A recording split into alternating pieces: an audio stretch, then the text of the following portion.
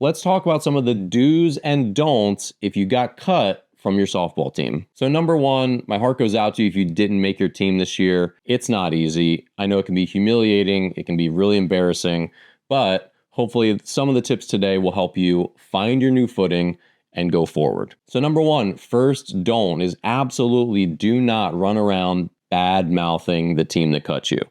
It never benefits you to burn bridges. And even if you're never going to go back to that team, and even if everyone agrees that you should have made it, the coach was biased, whatever, don't badmouth the team that cut you. The softball world is always much smaller than we realize, and your reputation is something that you will carry with you no matter how far you get in softball. So even if you got cut from a team today, they might have an injury in a couple weeks and they might need to call you back. They might have any number of scenarios where maybe there's a place for you on their team in the future. This happens. We've cut kids when I had my academy. We had our own travel teams. We've cut kids who next year made the team.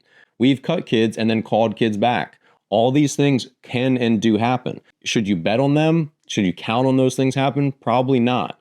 But they do happen. And either way, you have to understand that throughout your career in sports, there's going to be good times, there's going to be bad times. You're going to make teams, you're not going to make teams. You're going to be a starter, or sometimes you're going to be stuck on the bench or be a part-time player. These things happen, but the one thing that you always control is your attitude, your effort, and your reputation. Your reputation will follow you, so do not badmouth the team that let you go. Number two, do look in the mirror. Ask the hard questions. Maybe find a coach to give you sort of like an audit of your abilities. But look, don't just say, I should have made this team. I was better than her. I was better than her. Assembling a softball team is complicated.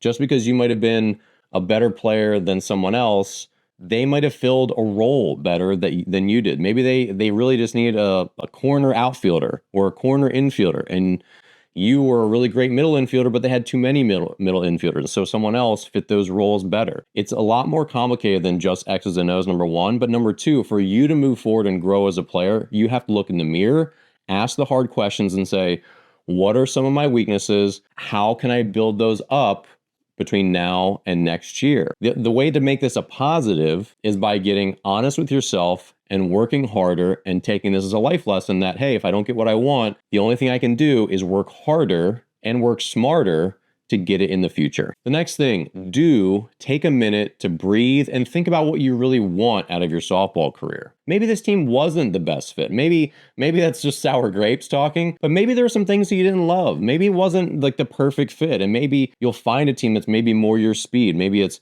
a higher level of player. Maybe it's a lower level of play. Maybe it's more local. Maybe it's more travel. Either way, really think about what this team offered and what a perfect fit for you might look like in the future. Every team is different, right? And so this is a time for you to reflect on your own desires as a player, your own goals as a player, your own hopes and dreams, and what you feel like is really best for you as a softball player and for your family in general, right? I know lots of times parents suddenly, breathe a sigh of relief when their kid doesn't make a team, where it's like that team is going to cost us so much money and run us all over the country to a million tournaments. And sometimes they're like, I didn't want my daughter to not make the team, but in a lot of ways, this just like wasn't the best fit for our family, right? So sometimes there can be a silver lining, but I think everyone in your family should take a moment to reflect on, okay, if we have to regroup, what do we really want out of our softball experience going forward? Next, think about reinventing yourself. Maybe you love softball and you just want to make a new team and keep going, and that's totally fine. But maybe there's also been some other things that have been nagging at you. Maybe you want to spend more time painting or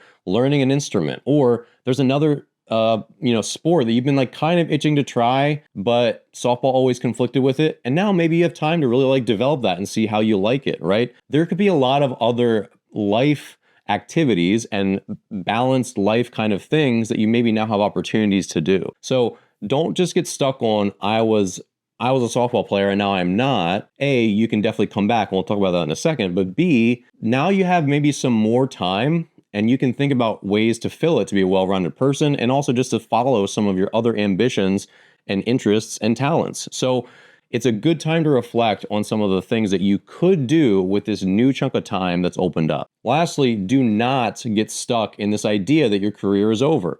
Michael Jordan famously got cut from his high school basketball team and then came back and made the team next year and then became one of the, most well-known, famous, successful athletes in the history of the world, which is wild, right? But that happened. So just because you didn't make this team this time doesn't mean your career is over. And in many ways, it could be the kick in the pants that you need to really work on some of your weaknesses, right? Maybe people had told you that, hey, you're not fast enough, or hey, your arm strength really needs to improve. And maybe since you're always on a team, you never really took it that seriously. Maybe now is the kick in the pants to really take some of your weaknesses seriously. And this can be a really big blessing in the future because you spent so much time fixing some of the things where you were a little bit deficient, right? That's where it comes back to looking at yourself in the mirror. But if you make a plan and work hard and stick to it, you will make significant gains between now and next year. And I can confidently tell you there's a team for everyone out there. There really is, whether you want to play at a high travel level or a more recreational level. Obviously, there are only so many spots on your high school, but kids get cut from high school teams one year and make it the next. So don't lose hope. If you really love the game, be excited to go back out there, improve yourself, work hard, compete, and roll the dice and try out again next year. All right. So I hope this video was helpful. I hope you made your teams this year, but if you didn't, remember, you can always grow as a player and you can always reframe and create positives from negatives. And this is no different. All right. Thanks for watching. Feel free to leave a comment or question in the description below, and I'll see you here in the next video.